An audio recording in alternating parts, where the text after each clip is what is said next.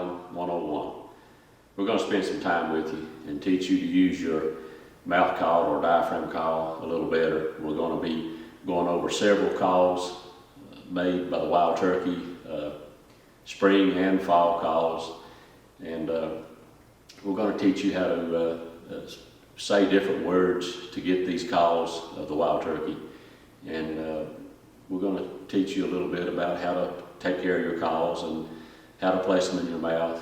And first thing I want to talk to you about is placing a call in your mouth. Now this is for the guys that's never used a mouth call before. You want to place this call in your mouth with the open end of the horseshoe facing away from you. The longest reed should be on top. You're going to lay it on your tongue and gently push it up in the roof of your mouth. Now don't try to cram this call completely up in the palate of your mouth. I think a lot of guys, I think that's the problem. They try to stick this call too far up in their mouth. Lay it on your tongue and just hold it up to the roof of your mouth with light pressure. Don't put a whole lot of pressure. And you want to huff air between these latex reeds and your tongue. That's where you're going to get the sound from. And let's get started with some of these calls.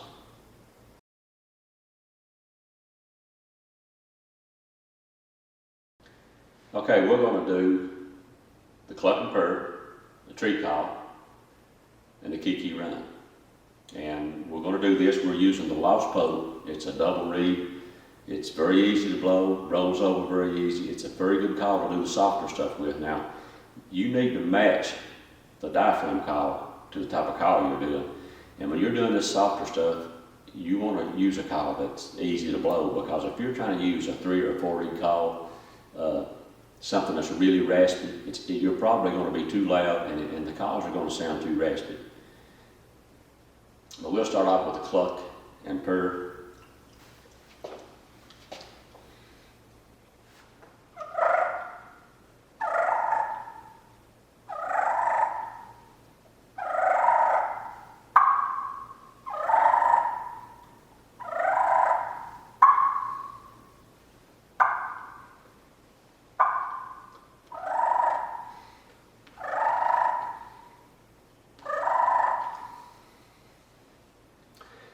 Okay, to get that purr, I'm simply just fluttering my tongue, and the cluck, I'm saying the word took, and I'm letting my lips pop open when I do it.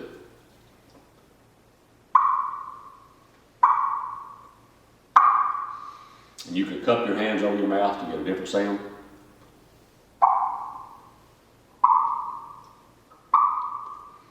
And again, the purr, just fluttering my tongue.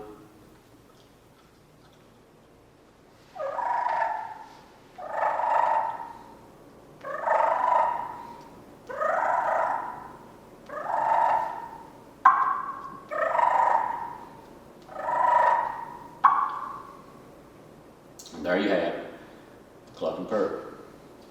Now, the tree call.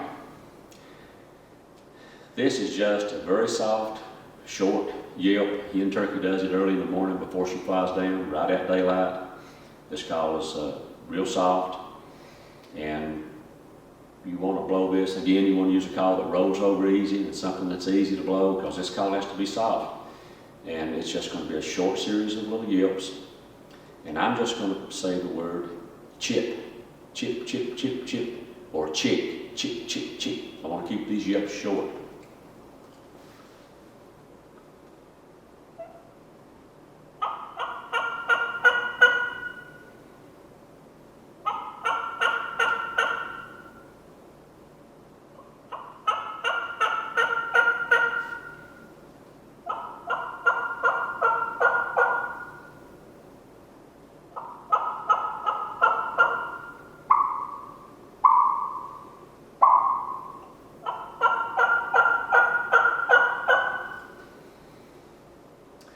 Again, I'm just saying chip or chick, real short, soft yelps, and you'll notice I threw in a few clucks.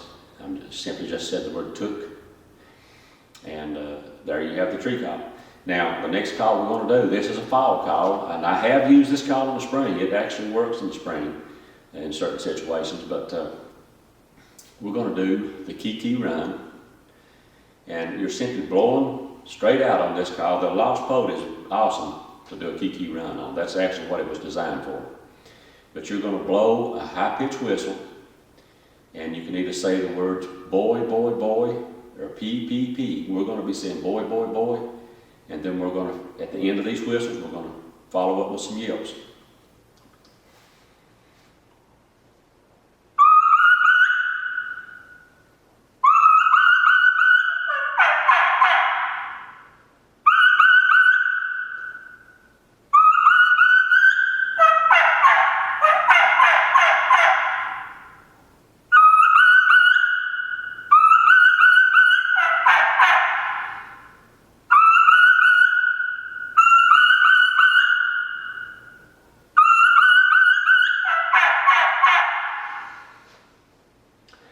Now on those yelps, I'm just saying whap, whap, whap, whap, whap, whap. On the kikis, I'm saying boy, boy, boy.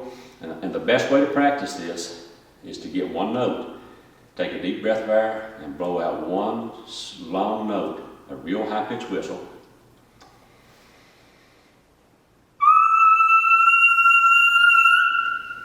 And you want to stop this, just close your lips, and then do it again, and close your lips. And with a little practice, it'll sound like this.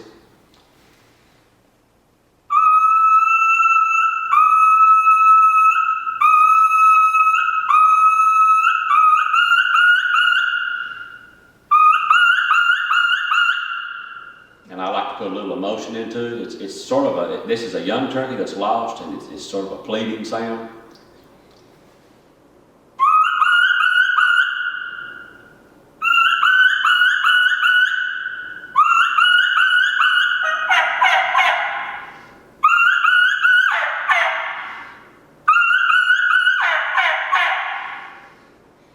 And there you have the kiki run.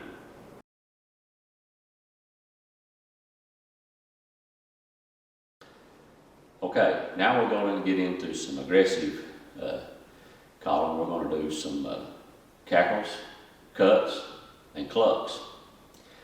Now folks, and we're actually going to be using a couple of different calls. We're going to be using the cane cutter and the CC smoker. For these calls, you need something that's got a little backbone to it and some rasp. And the thing about these three calls is I'm going to be saying the same word to do all three. I'm going to be saying the word pick for the clucks, for the cackles, and for the cutting. And we'll start off with some clucks. It's just going to be single notes. We're going to have a little pause between each one of them. And again, we're simply saying the word pick.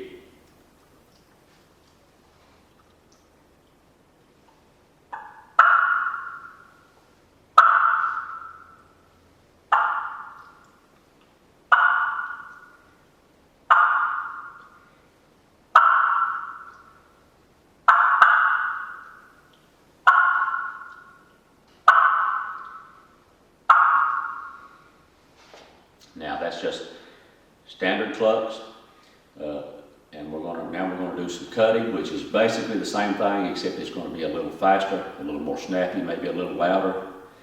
This is excited hen turkey, but we're still saying the same thing, pick.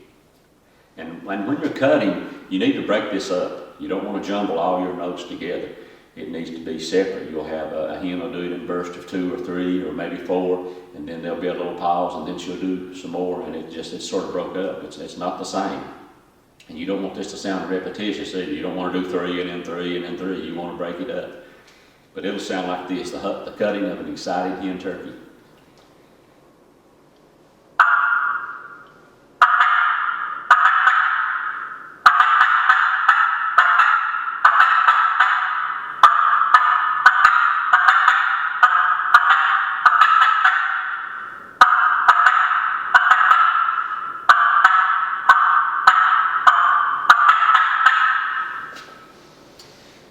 And on the smoker, same thing, I'm saying the same thing.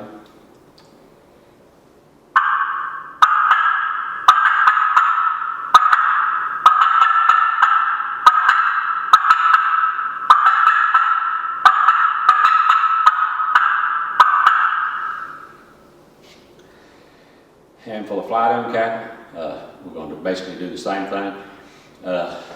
I'm going to start out with a few clucks, then a fly down, and then more clucks. You know, a hen turkey, she's sitting on the roost, she's clucking, she's getting ready to go, and then she does the cackle, she hits the ground, and usually she'll walk off doing a few clucks, but it'll sound like this.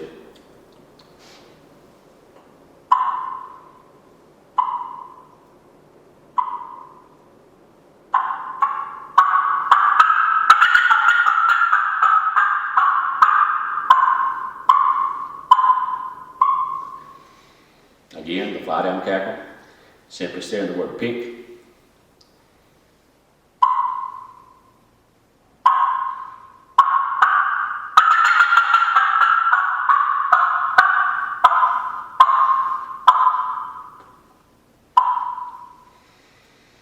And there you have it. I mean, all three of these calls, the cluck, cutting, cackle. You want to use a call that's got some backbone to it, something that's got some rasp to it. This is a call that you can blow, you know, you can hammer on it. We recommend the Mr. Death, our cane cutter, the CC Smoker, the CC Pro, the Boss, the dead end's got an excellent cut and cackle, and you can blow it. It's a little easier to blow, you blow it a little bit softer, but you're still going to get some raspy cuts and cackles. And you're doing this by simply saying the word pick, pick, pick, pick, pick, pick, pick, pick. But there you have the exciting cutting and cackles and the cluck of a wild turkey.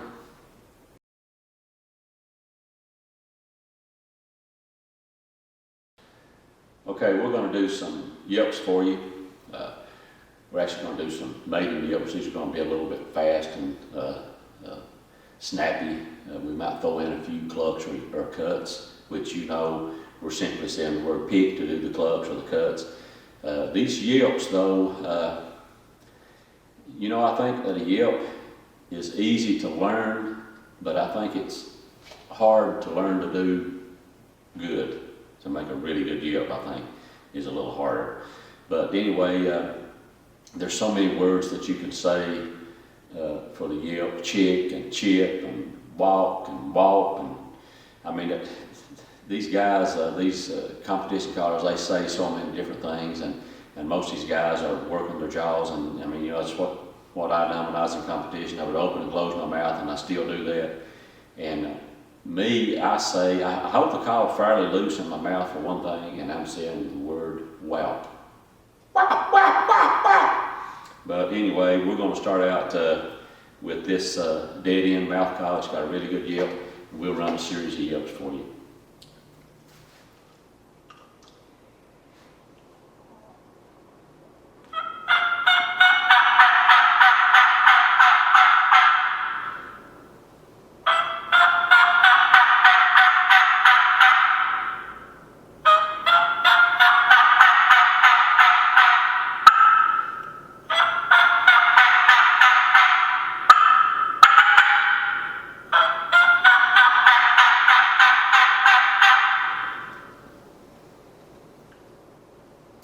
Now, the CC Smoker, I'm doing the same thing. I'm saying the same thing. I'm saying whap, whap, whap.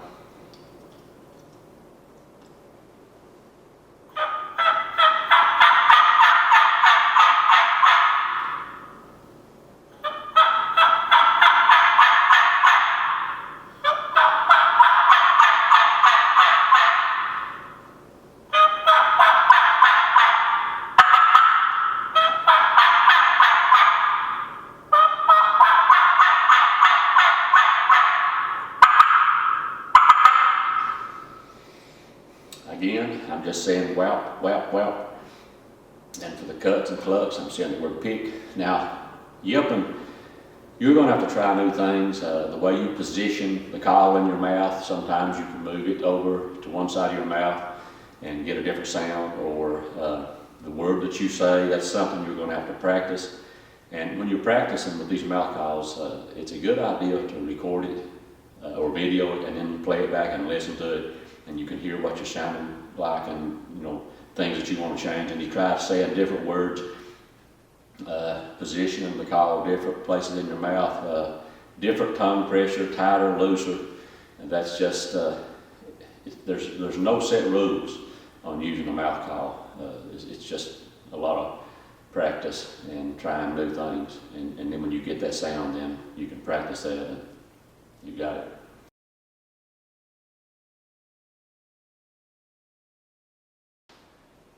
Well, folks, I want to talk to you a little bit about taking care of your mouth calls. You know, I have people ask me all the time, how long will a mouth call last? Usually, hunting, I will get a season out of a call, and then the next year I get fresh calls. But you know, it depends on what kind of care you take of them. When I used to call in competition, I had calls that were 4 years old, and they still sound good.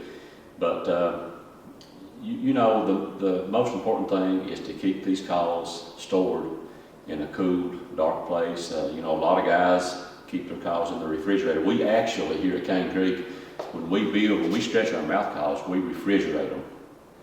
And we don't bring them out of the refrigerator until we get ready to package them and sell them.